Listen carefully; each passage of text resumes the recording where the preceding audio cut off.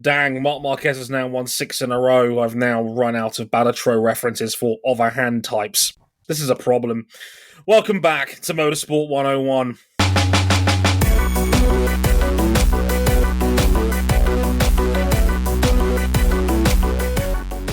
The term Flush 5 just doesn't quite hit the same, unfortunately. Hey everybody, welcome to episode 609 of Motorsport 101. No, it's not a nice edition. I'm your friendly neighborhood host, Dre Harrison. Glad you could join me as ever, and we have another MotoGP round to bring you because his bikes is back. After a 3-week summer vacation, we are back in business for MotoGP for the second half of the 2025 season. And round 13 had us back at familiar ground if you're an F1 fan. It's the Red Bull Ring. And finally, after a dozen attempts nearly, Marc Marquez has a win in Austria.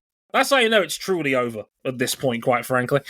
So, here to break down the inevitable once again, as ever, we have Mr. RJ O'Connell. How was your travels last week, my friend? So much better in America this time out. Now that I can actually breathe the outside air. Saturday being a rainout was not great. Everything else was good.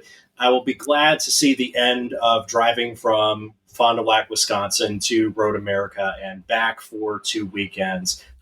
Otherwise, I enjoyed being there. More travels along the way. I would like to throw this over now to somebody who has been grinding a lot when it comes to the new Battlefield beta, is Cam Buckley.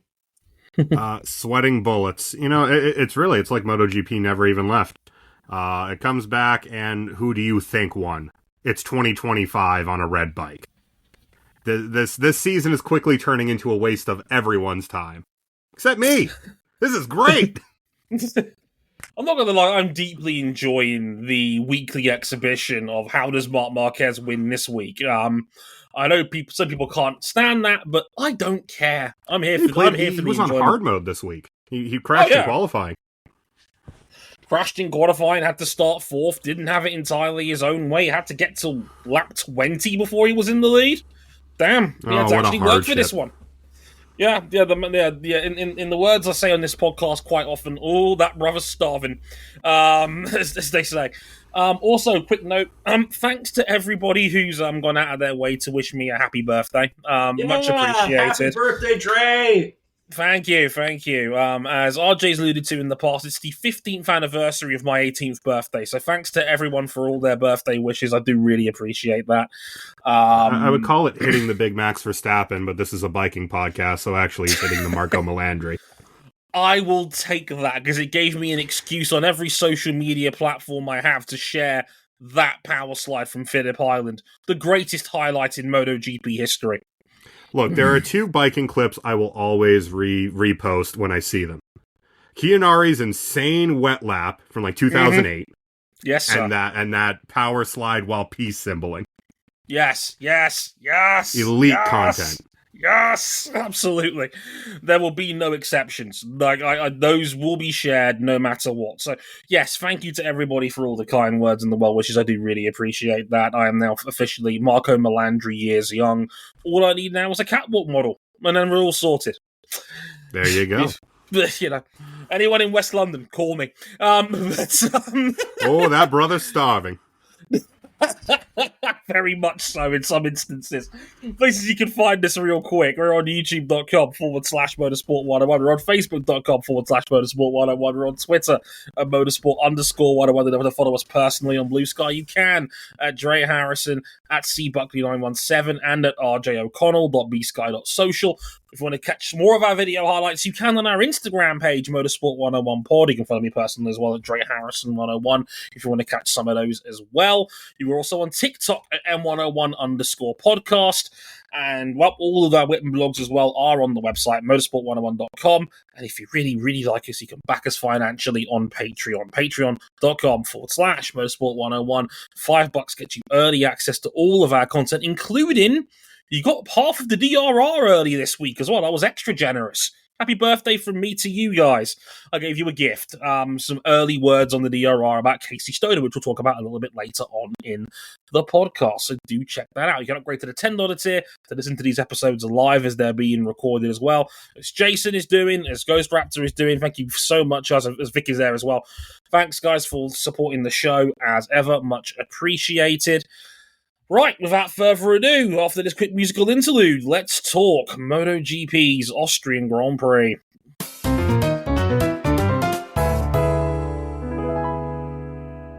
You mean we're not talking about the start of the Premier League season? Apologies. We're gonna stop this flame. I will never let you go. No, I think this flame has completely stopped in your instance. The Red Devils is the Red Devils. But regardless, I digress. After 10 attempts and a penchant for being beat to the line by a Ducati on many of those occasions, Marc Marquez finally claimed victory at the Red Bull Ring in Austria on a Ducati. He had to earn it, though, after having to start from fourth on the grid, trailing Aprilia's Marco Bezzecchi for over half the race. In the closing stages, Marquez was able to get in front of Bez, only to have to stay alert for the threat of Fermin Aldeguer, who came from ninth on the grid to get up to second, finishing just a second behind Marc for his best MotoGP finish of his rookie campaign. Notes here, Marc Marquez is still positively him.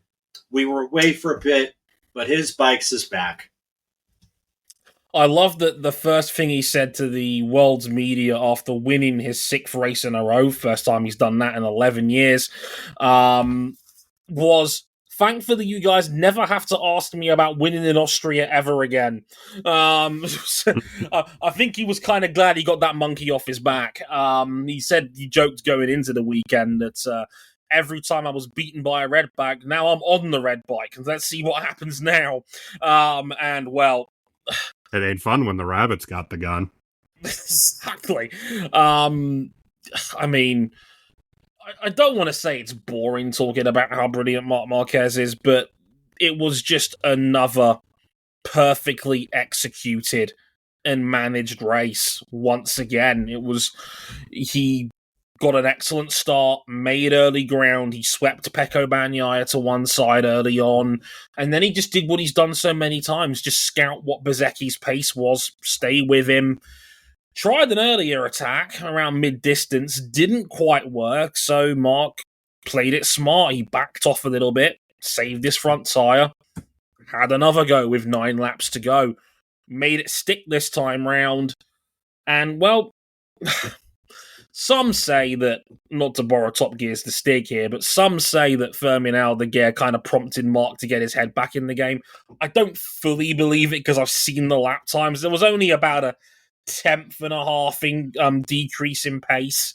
So, you know, I think it sounds cooler to say, well, I was, you know, I think if you saw it, Cam, on Reddit, I think Marc admitted that he had phoned it in a little bit with like 4 to go. He kind of dozed off at the front and lost concentration because he was just trying to win and go in as slowly as possible. And as soon as he saw Aldeguer's name on the board, he was like, okay, hammer time. Back to business. Yeah, it's almost concerning where like Marc has... One of the signatures of his racing this year has been he's had so much late race pace that he actually like... It's like he leaves too much in hand, and he has to scare himself by nearly crashing or nearly getting beaten into getting his head back on his shoulders. But yeah, Aldeguer rode a great race, got it to about a little over a second, and kind of stayed there. He was within about 0.9 in the last 2 or 3 laps, but I think Marc always had it in hand in terms of pace. But it was nice to get a little scare for a second there, going, oh, hang on a minute, this is new. A fight. A fight. The nearest Aldeguer's been to the front of a MotoGP race since his top flight career started. And look, this has been the insurance policy for Ducati for quite some time now. In case they ever got gutted or their bike wasn't suddenly as good, they had Fermin Aldeguer on this 4-year agreement as almost like Ducati's vanity project, where it's just like, Well, we've got Marc Marquez, we've got Pecco Bagnaia. Alex has turned out to be great this year. That's a nice bonus. DG Antonio's on the 25 for extra development. But hey, we've got Fermin Aldeguer too. We've got another young hotshot who could also be really, really good. We get it. Stop running up the score. Yeah. The break glass in case of emergency option is like a 19-year-old hotshot who at one point won 4 Moto2 races in a row. Just in case. Yeah, that's the thing. Like, when Aldeguer is hot, he is hotter than fish grease. And he's been a little up and down this year, as he was in Moto2. But the up has been excellent. Low-key, Scotty nomination for that pass of the chicane. Oh, the one on Acosta was filthy. Diabolical. Broke his ankles. Oh, the crossover into the second half of the chicane. Oh, that was nasty work. You don't do that to Pedro Acosta. Like, holy. Yeah, bullied him off the track, too. Yeah, and he likes those. He did that. He did that against Morbidelli a couple races ago as well. He likes that really sudden change of direction type pass. But yeah, I mean, we're beating a dead horse. We are, in the words of Alucard, fucking the fear turkey. Marc Marquez. There is nothing in terms of competitive prospect this year. It is merely a question of when. How much so? Well, he has scored more points in the last 6 races than Pecco Bagnaia has all season, in that he has not dropped a point in 6 races. 232 out of the last 232. 12 races in a row if you include the sprints. He has been perfect on track in races since Aragon back in June. The phrase is different gravy. Different gravy. The only person I think is even in his postcode in terms of like pound for pound talent is Marco Bezzecchi. Look, I was never wrong when I started #Why Not Bez. I was simply early.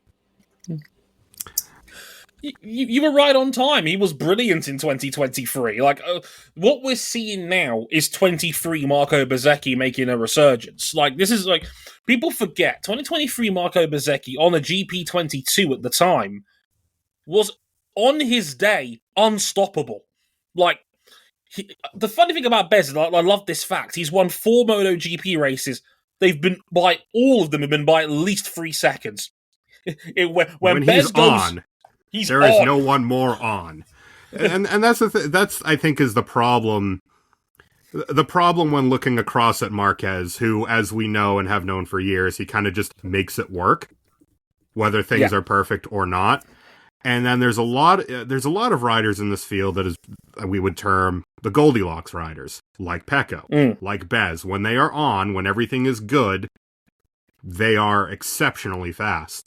And right now, Aprilia seems to have cracked the code with setting up the RSGP this year. That heavily revised bike gave him a little trouble first couple races, but the potential was there. And he is making use of all of it. He's been cleanly the second best guy in the field for a month or two couple of months. Probably since Silverstone. His Aragon was a bit dodgy, Mugello not quite there, but certainly since Assen, he has been the number 2 man in this championship. 100%. And Aprilia's got something here. The only Aprilia, the only not Ducati in the postcode of the top 3. Yeah, consistently, I'd say. Yeah. That far behind Pecco in the stands, only 45 points. Yeah, 43 actually. Looking at my scoreboard. More. Yeah, I was going to say, like, Bez has been the clear number 2 man in the standings since probably Silverstone, really. And that was a race he won. He maybe could have still won that even if Quartararo didn't have the ride height device failure. He was chipping away at Fabio's gap. It was going to be tight on that one, I think, if that race had played out to its natural conclusion. But Bez is on fire. And you know what? Fair play to Aprilia. They've got something here. They are not far away. I mean, there is no doubt about it. We've consistently seen over the last 2 months that Bez is right there with Ducati. And if it's not for the extra quality that Marc Marquez brings to the table, Bez might have 3 or 4 wins this season by now. It's only Marc and his superhuman best that is really consistently better than Bezzecchi right now. The Aprilia, as Cam alluded to, has had its fair share of problems, mostly stability. They've lost some of that stability on corner entry. It was that swing. It was a swing from them. It was a bet, like, in order to create a bike that was better everywhere, they've had to sacrifice a little bit of the stability and grip, just the raw grip that their bike could generate, because oftentimes it would actually give them trouble. It would either chatter the rear tire or it would just make the bike very numb at the limit. And in making it a little bit more of an all-rounder, they now, I would say, cleanly have the second best bike in the field, although KTM, with a big upgrade package this weekend, look better as well.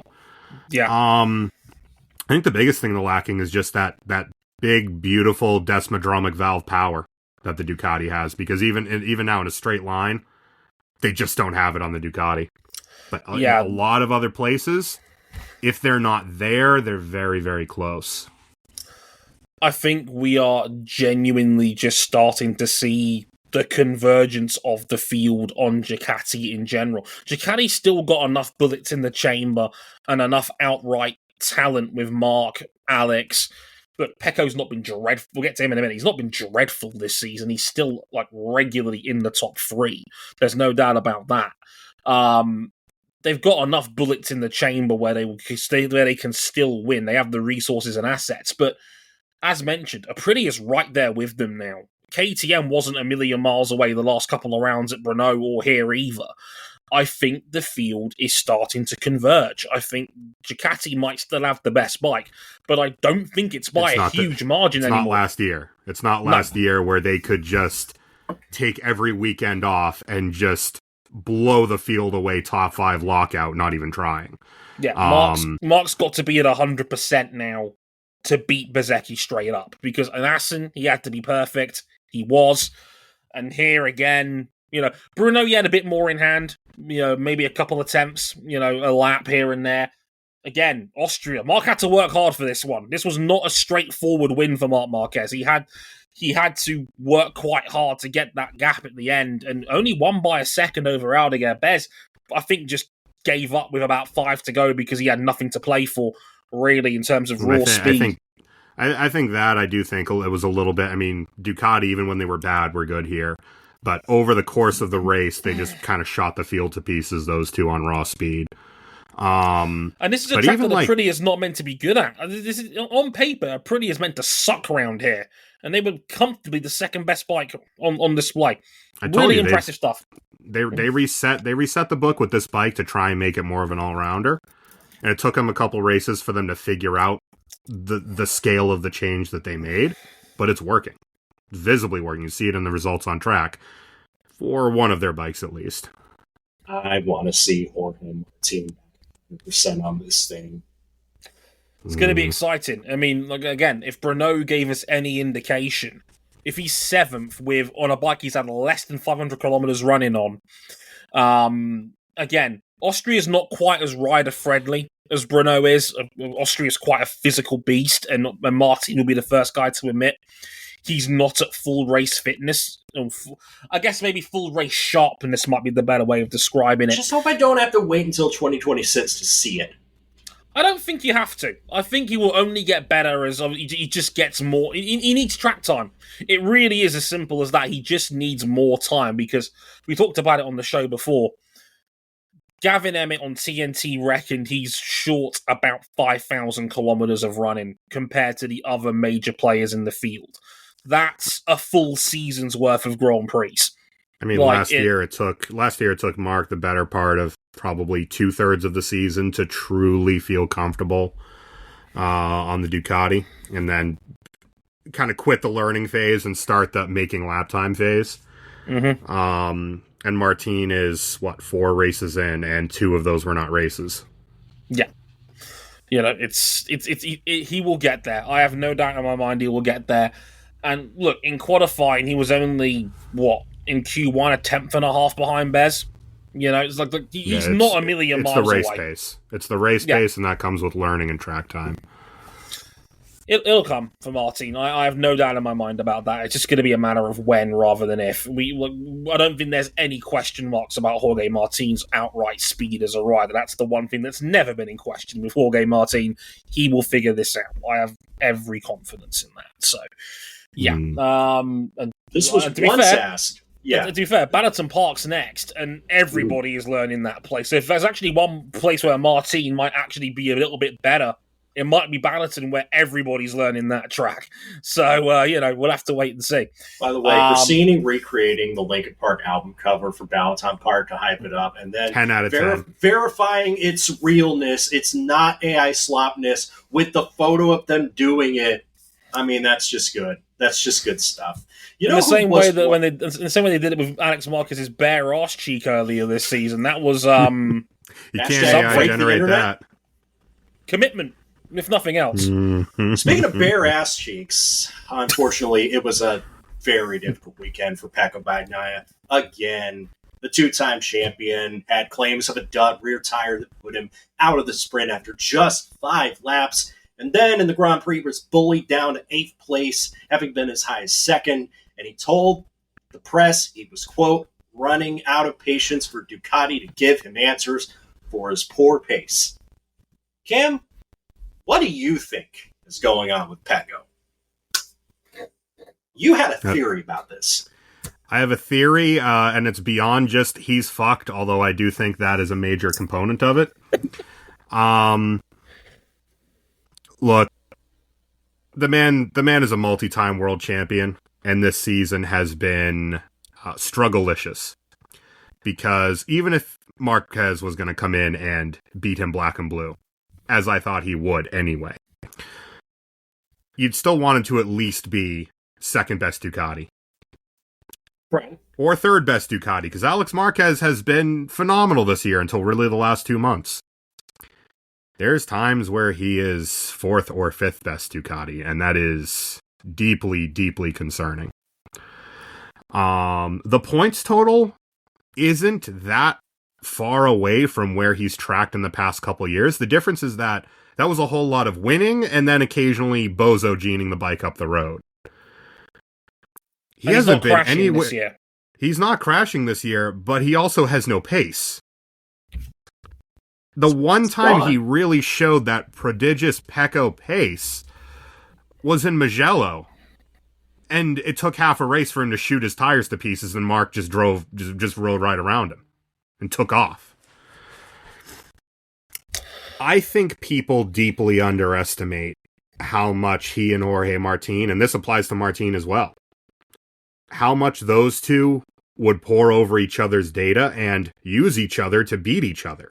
Because while they don't have the same riding style, Martin a little bit more flair, a little bit more out of control, Pecco a little bit more, geometric with the way he rides the bike, it was compatible.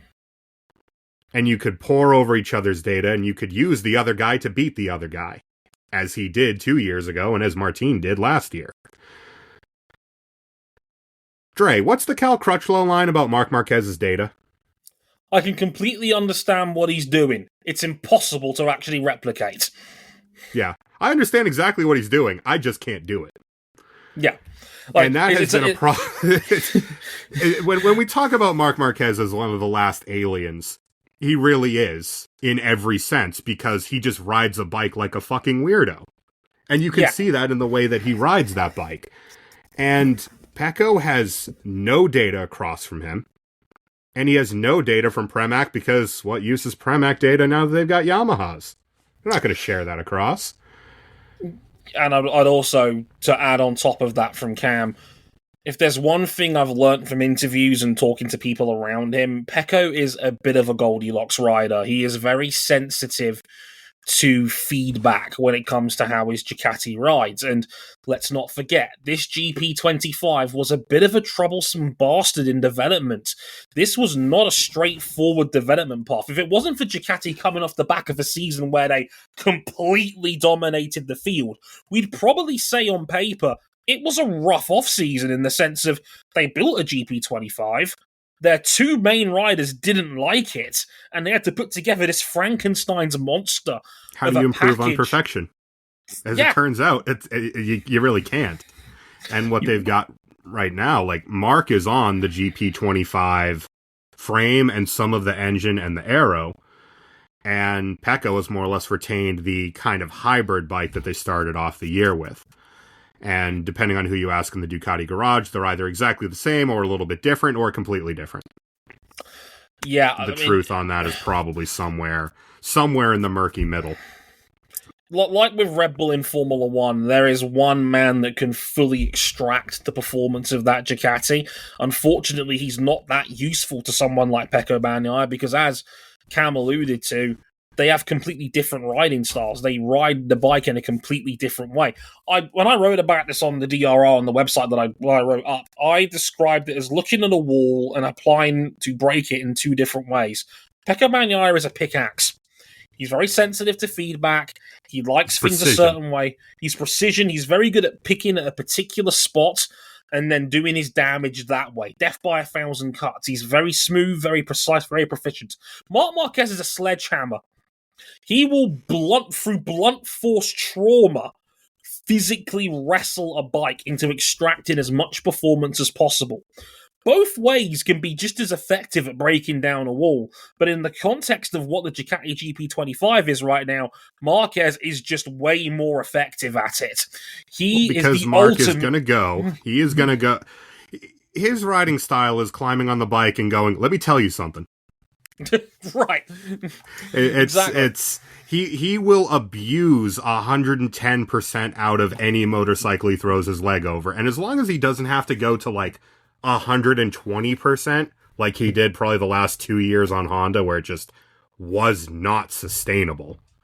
And we saw that come to a head at the Saxon Ring 2 years ago. He not only is going to win, he's probably going to blow the field away doing it, because as long as he doesn't crash, he's just going to get more lap time that way. It almost cost him his career. He's got 2 free temps on the field because he's also brilliant at managing the tyres and having that incredible throttle control that means he doesn't have to spin up his front or rears, and that's the one element of Marquez's game this year that no one in the field has been able to crack. The back half of a race, Marc Marquez has been completely unstoppable. And that's probably the biggest reason why he's won 9 Grand Prix so far this season out of the 13 that we've had. I feel bad for Pecco to a degree because this weekend was not fully on him. Like we said on Saturday, he said everything but it was a dud rear tyre. And if he's saying that, I'm inclined to believe him. We've had more than enough evidence over the last few years from Michelin that occasionally they will just have a bad batch and that someone will just have a dud rear that will not work properly. I mean, look, Bagnaia came into the box after 5 laps, and we saw him later on in the sprint replicate the Monca reaction of him losing control on the wheel. Yeah, Monca steer on handlebars. The death wobble at 20 miles per hour on a MotoGP bike is not good. It's like he was trying to do every white person's drunken Macarena in the middle of Ibiza. It was not pretty out there, let me tell you. It's every dad that's had one too many at a wedding. It was bad. The Grand Prix, that was the first, I think, after the race in particular, that was the first, in my opinion, real crack between Pecco Bagnaia and Ducati, who, let's not forget, he's been on Ducati his entire MotoGP career since he debuted in 2019. This is year 6 of him. 7, actually, at Ducati. Year 6 at the factory team. He did a year at Pramac when he debuted in 2019. That's the first time that he's straight up said publicly, Ducati, I need answers, because this is getting ridiculous. Look, Cam can claim this one all he wants, and I think even Cam would agree with me here. There is no way on earth Pecco Bagnaia is 200 points worse than Marquez. No shot. That man's won 30 MotoGP races. I think he's a large sum behind, but not 200. Not in a million years. No. Because at minimum, he really should be 2nd or 3rd in the championship with, like, a lot of margin. He's only 45 points ahead of Bez, and frankly, Bez took a month and a half to get going this year. Yeah, Bez was okay, but he had a rough patch in like around Qatar, Spain, France were all bad weekends. Weekends where he didn't get very many points at all. And Bagnaia, I mean, he hasn't had any like real Silverstone's the only crash he's had in a Grand Prix this year that was of his own making. Like, in fairness to Pecco, the bozo shit has largely gone away. Like, so, if he has cut down on the bozo gene, if he has kept the bike upright, has the continuity with the team, and we all agree that he's not 200 points worse than Marc Marquez, why is he 200 points worse than Marc Marquez? Why are we even entertaining the slim, faint rumors that he might leave Ducati and Alex Marquez might take his place? Because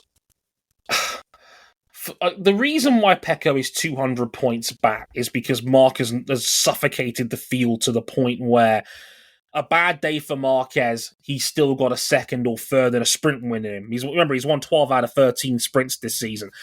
Pecco's race points is actually not that bad. He's about the same as Alex Marquez in Grand Prix this year. It's the sprints that have killed him, relatively speaking. One, because Marc has been virtually perfect in sprints this year. He's won 12 out of 13, 6 in a row in sprint forms as well.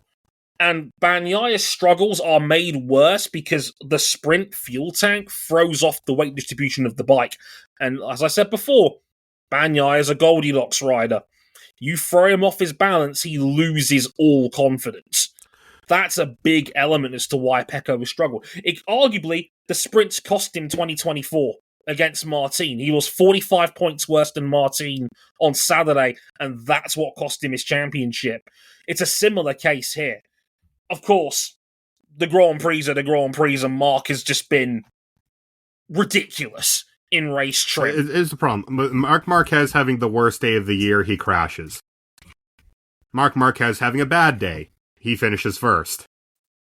Marc Marquez having a good day, he finishes first by a lot. If Pecco is having a good day, he's probably competing for the win. And when he's having a bad day, he's bottom half of the top 10. And that's just not sustainable. Cam, to your point about Marc Marquez, what is that line that Chris told us about another dominant Spanish athlete? Well, this is like 10 times worse. What do you do against that kind of consistency? How do you win a championship against it? You don't. It's as simple as that. And, well, you can't get more consistent than I'm just gonna win and score maximum points every week. I mean, Marc in 2019 on a Honda that we knew had major rideability problems. His worst finish was second. His one DNF, his engine broke. And to put it into perspective, after the sprint race on Saturday, Marc Marquez had 1 point more than he had in the entirety of his 2024 season with Gresini. After 12.5 weekends. The season has confirmed one thing more than anything else. If the GP23 was legitimately that 3 and some change tenths behind the 24, well, with Marquez with that in his pocket, it has played out exactly like giving him 3 and some change tenths on the field. Yeah. Which only makes this season last year look even more impressive. Yeah. And, you can't factor in Alex having a breakout season, but even, Alex has had a horrible summer. And he is still well up on Pecco.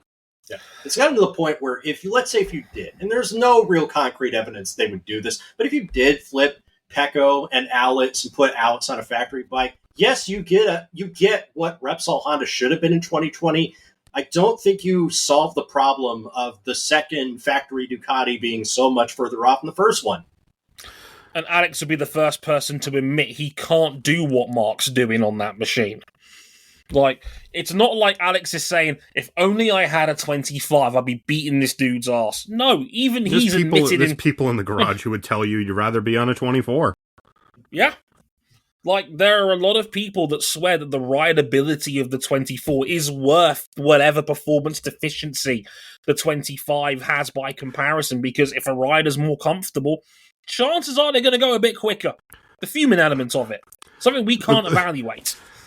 How do you beat someone who is comfortable with having a bike doing anything and up to and including trying to kill him? You don't. I don't know. Should we ask Casey Stoner about that? Because he had a lot of words to say on this. Oh, also boy. worth noting that it came out in the past week as well. It makes that last season with Mark. He was riding literally. And that word is overused a smidge. Literally for free. His personal sponsors paid for the whole thing. Win and podium bonuses included. Like, he left, from what I was told by Toby Moody, 18 million euros on the table in the last year of his Honda contract to go to Gresini for zero just to prove he could win again. Damn. This man doesn't give a shit about the money. Working. He's here to win. Yeah, he's here to win. It's safe to say he's here to win. This was the man that got a 9-figure contract when he was at Honda. Just to put that out here. Okay, and they underpaid him. we have a couple of things to go over that happened at the weekend. MotoGP introduced stability control to its standardized ECU packages. It's been in development for the last 3 years. It's been brought on as a safety measure to help prevent high-side crashes. This also came alongside Casey Stoner visiting the paddock. Hey, good to see the Casey's back. He's had some rough years, but we're glad he's back, and he was given an entire media session to talk about his feelings on the sport, which weren't always positive. Thoughts on the rule change, thoughts on what Casey Stoner has to say. I've got a thought, right? Go on. They have introduced stability control as a safety measure, and they could do this unilaterally without having to ask anybody, but you can't get rid of other things as a safety measure for the same reasons. That's very curious. Because all the manufacturers agreed, but also this is not a hardware change, this is a software change. I have another theory. I have two theories this podcast. One you've already heard. And I may or may not have been gaslit into believing this more by another well-known MotoGP journalist who will remain nameless. I wonder if we just watched a Formula 1 2001 moment. Formula 1 2001 moment. Now, explain for the listeners at home what the context is.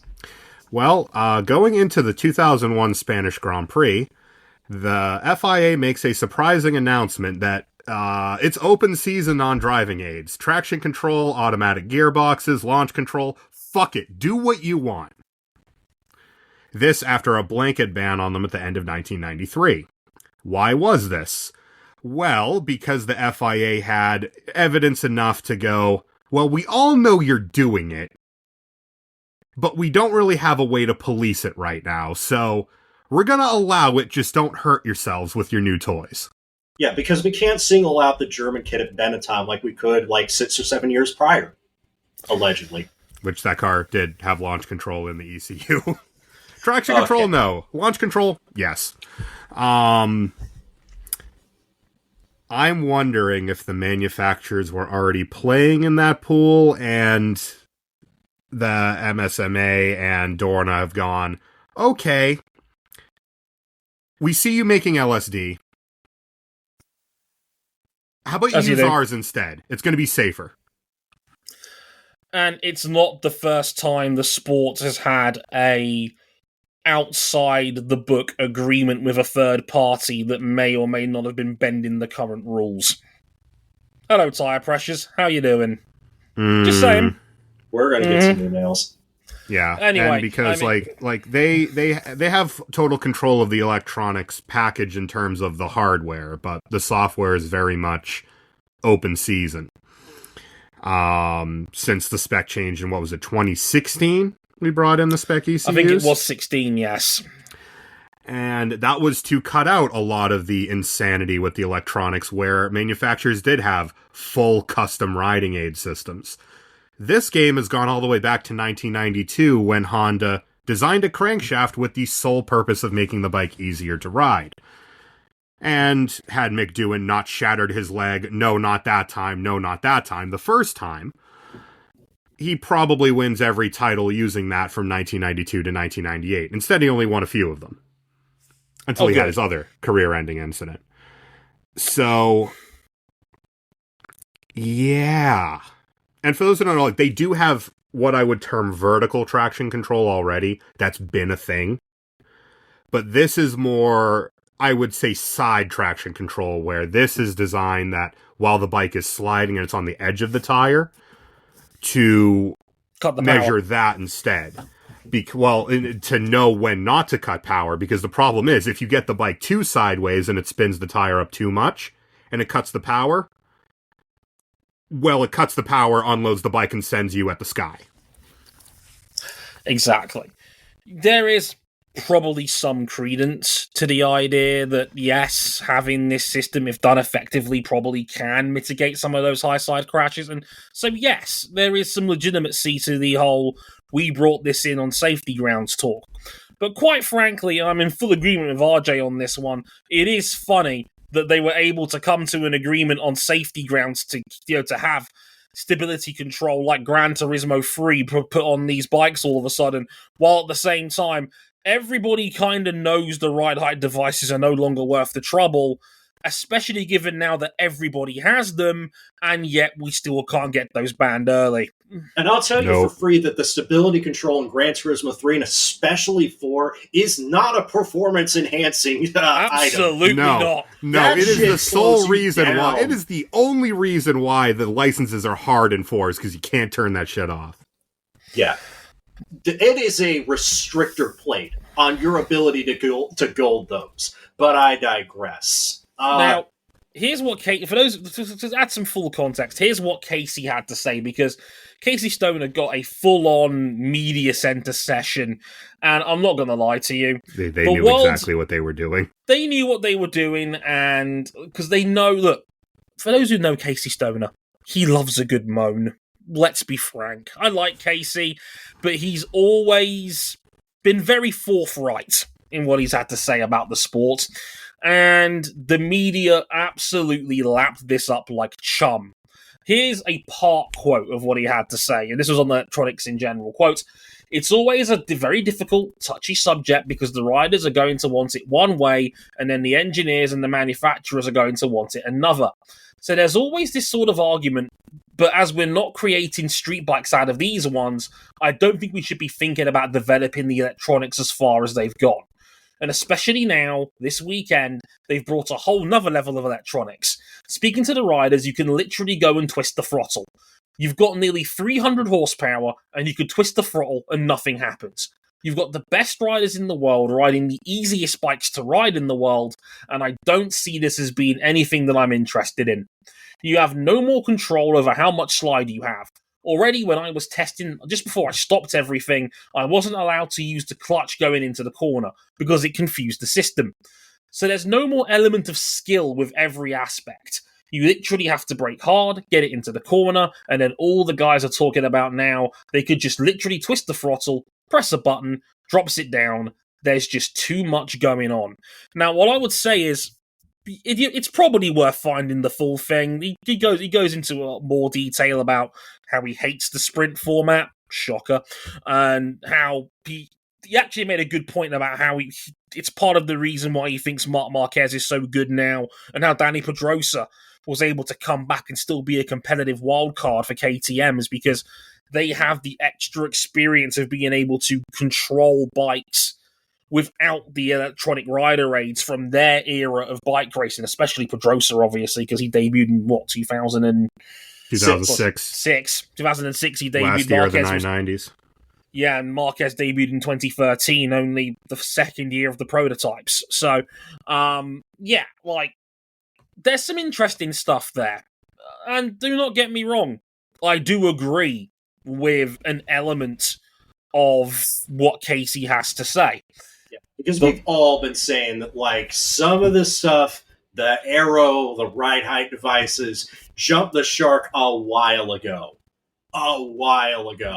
Yeah, because, we forget the ride height devices, which now are used all the way around the lap, it started off as a form of mechanical launch control. Yeah, it started off the line to basically make starts more consistent. It developed into, we can use this on every straight, can't we? And that's we can use this out of every corner. Yeah. no matter where it is. And the fact that the sport was unequipped to regulate effectively bikes breaking themselves in half to generate more traction and then snapping back into place, and the aero war, and the tire situation, and now the electronic situation. It's all a bit much. But at the same time, I love me some Casey Stoner. But if he had it his own way, we'd all still be riding two strokes with cradle frames and no fairings. Yes. Cam Buckley hit the nail on the head that I was going to say. Casey, okay, for those who are newer bike fans who didn't see, first of all, I need to establish, Casey Stoner was your dad's favourite rider, not named Valentino. He was old school to a T, and he had maybe more raw pace than maybe any bike rider I have ever seen. Sometimes he would set purple sectors on his warm-up laps, because no one had more raw speed than him on the era of four-stroke bike that he was so good with. And a bit of the 990s as well, and a bit of the 800s as well, because he did win a world title in 2011 with Honda. Now, both of his on the 800s. Oh yeah, quite right. Yeah, because 07 was as well. Yeah, quite right. Thanks for correction. Yeah, look, Casey hated the bikes he rode to glory. He made it very vocal. It's part of the reason he retired in 2012 at just 27 years of age. Yeah. Part of the reason he didn't... One of the reason why he retired so soon was because he did not like the direction the sport was going in. He hated the four strokes. He hated the idea of prototype racing, which is where the direction the sport was going before he hung up the gloves entirely. And he would often wax lyrical about how if he wanted to ride a bike, he'd go back to the two-stroke days of the late 90s and early 2000s, where one wrong move and that bike will kill you. That's the era that Stoner loved. And he's talked in other interviews about how scared he was of riding a four-stroke, but that's also what made him so fast, because it forced him to have a lot of throttle control and management, because he was scared as to what a four-stroke could do at full potential. So you've got to understand that Casey is extremely old school. Yeah. His favourite era of bike racing was an era where he was too young to fully understand it at the time. So of course he's going to shit on these modern prototypes from a great height. That's who Casey is. That's part of the game. I mean, Valentino, who described riding the first four-stroke Honda No2 as like riding a couch by comparison, versus the last of the two-stroke NSR 500s. He said, I mean, he used to describe Stoner as, I mean, he's fast, but he's the first of the traction control generation. Not realizing that Stoner hated the traction control. So naturally, refused when to use it at times.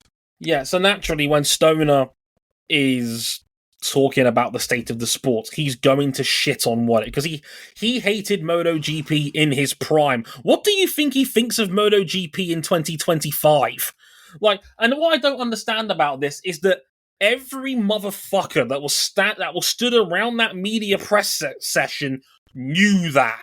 They held out the red rag. It's like, come here, and the bull ran right through it.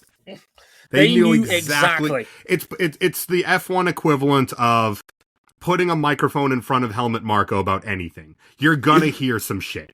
You are holding up a tennis ball to your large breed dog, and that dog is getting excited, and you are just ready to throw that thing down the hallway. Yeah, trust me, MotoGP is the definition of a boys' club when it comes to the people who cover it. And Matt Oxley put up a picture of Casey in that media scrum, and you could recognize all the big names that were around that desk. Oxley, Emmett, Patterson, Wheeler, Koronovsky. They were all there that weekend. They knew exactly what they were about to hear, and they pushed it out there because Casey dunking on modern day racing when the general sentiment of fans is that they're also mostly against this era of racing is like shooting fish in a barrel. Yeah. And I'm just like, and don't get me wrong, like I said, I agree with Casey on a good element of this. However, my God, we're so fucking predictable. Jesus. Everyone got their clicks. There's your free clicks for the week. What's next? NASCAR inviting Mark Martin to have like 30 minutes with the media at the Nets Cup Series race to talk about his thoughts on the sport? Are you kidding me? NASCAR is absolutely fucking terrified of that, man. Along with any idea that doesn't come from within their own walls. As Ghost Raptor said in our own chat earlier, it's Nico Rosberg in F1 right now because, as I mentioned a couple of episodes ago, Nico Rosberg is a brilliant media personality because he knows he has nothing to lose. He's not a journalist. He has no obligation to have relationships with people inside teams internally. He doesn't have to worry about pissing another team off and their respective feelings. That's what allows Nico Rosberg to take the editorial clout that he does because he's not a journo that fears if he says something bad about a Mercedes or a Ferrari, people inside might not want to talk to him no more. It's what enables him to go and run up to Jos Verstappen and start poking the bear relentlessly. Which, don't get me wrong, we love that shit because Jos Verstappen's a dickhead. But another journo could not do that because if you did that, there's a good chance Red Bull don't talk to you no more. That damages your credibility, it damages your ability to get scoops and stories, and hey, like many of my other peers in this industry, you might find yourself out of a job if it's not for the beloved click. This is representation of nothing. Just throwing that out there. I was to say, like, the whole argument that everything is worse now than it was back in my day is like nothing new in motorsport. I remember coming up into Formula One where all the cars drove themselves. Flavor, right, RJ? It's just a different flavor of bring back the insert sports cars here, bring back the V10s, bring back the 950 horsepower, bring back the COT. You ever thought you'd ever hear about that? Bring back the V10s, engines. The V10s that had all these stupid mechanical aids and driver assist that basically made the cars drive themselves. Well, don't talk about that part, otherwise you'll get no-ahs. Our version of bring back the V10s is bring back the two-strokes. Yeah, it really is, because they were proper racers by proper men, and look, I'm a huge... You're not a proper man unless you've lost at least 2 legs to your motorcycle while racing. You're not a proper man until you've learned the right ratio of fuel and oil to just mix up in that cocktail. The thing is that David Emmett wrote about that Casey Media Scrum, and he talked about how we revere the rider above all else. And I've said it on this show so many times. With human beings, we will always be most captivated by human stories. And I said, I disagreed with David because it's not a fair fight. And an engineer's job is to make his bike go faster. Is make his bike go as fast as possible. But for some reason, they're the bad guys. They're the killers of fun and joy because, heaven forbid, they're doing their job properly. And unfortunately, the way we are as human beings, we will always thank the rider at the end of the story for bringing it home and not the engineers and the hundreds of people that came together to make their vehicle happen in the first place. Gigi Dall'Igna will never get the credit that Marc Marquez ultimately will when he wins this championship. And that sucks, to a degree, because Dall'Igna is one of the great technical minds in MotoGP history. What he has done to turn Ducati around is nothing short of seismic in terms of what they were as a manufacturer and what they are now. Unfortunately, we as sports fans will always love the squishy bit more than the engineering part. And that, to a degree, is just a little bit unfair, and I've always tried to thrash the point that it's a balance, and it should be a balance. Yes, the rider or the driver is always going to be the most important piece because they are the ones that will ultimately be able to make a difference, the final difference. But motorsport is in that very unique position where it is just as much of an engineering championship as it is a sporting championship. No matter what you're allowed to engineer, no matter what level of freedom you are given. And unfortunately, the fleshy bit will always win out over the bolts and over the bolts We've and the seen brains. World Athletic go berserk in the last couple of years with all the super shoes. Yeah. Where we now have technical regulations on marathon shoes. Yeah, because the shoes are now, as some people have worked out, 2 to 3% faster than what they were 10 years ago. Do you know how crazy it is to shave 2% off a marathon run? Like, that's a lot of time. It's minutes. It's minutes we're shaving off because, again, technology has come a long way and developed it, and now we can see someone like Eliud Kipchoge run a marathon in closed conditions in under 2 hours, which is ridiculous. You know, and a lot of that is down to shoes. A lot of that is down to the technology that we don't want to champion because the human bit's the most important bit, and I don't think that's fair. And I've always said I don't think that's fair. Human element is the most important, unless you have an agenda against that human element. And that is all the engineer's credit. Yeah, and one more note. If you ever see Matt Oxley's post about that Casey Stoner media scrum, when you spot the person of colour in that press conference, do reach out to me at Dre Harrison 101 on Instagram and see where they are, because I promise you, you will not find them. There it is. It's a fun question to walk away from. There's the walk-off. Why is there no people of colour covering this goddamn sport? Something to think about as we head to Balloton Park next weekend for the first Hungarian Grand Prix in quite a while. Balloton Park. I'm not holding out much hope for this one after seeing what they were doing on World Superbikes, but hey, maybe I'll be in for a surprise. Well, what was it? The 2 Honda World Superbike riders going? Yeah, the bike felt fantastic. Ow, so what do you think about the track? Yeah, the bike was awesome. You know, you've seen it all when Ducati had a test session on Panigales around that track, and Pecco Bagnaia and Marc Marquez could only say, and I quote, it's a different layout.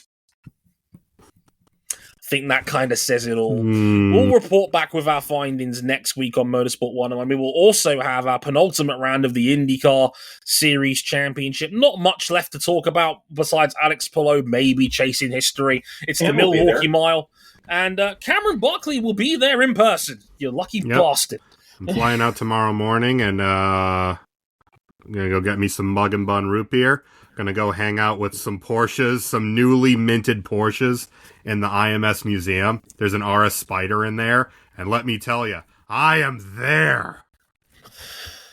He's going to drink his body weight in root beer, and I'm going to be immensely jealous of him. So next week will be 2 episodes, IndyCar at the Milwaukee Mile and MotoGP at Balloton Park. We'll be back then. Until then, I've been Dre Harrison, they've been Cameron Buckley and RJ O'Connor. Thank you very much for listening or watching, and we'll catch you guys next time. Sayonara. Later, y'all.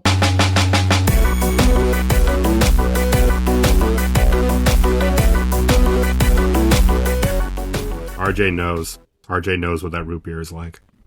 It's true.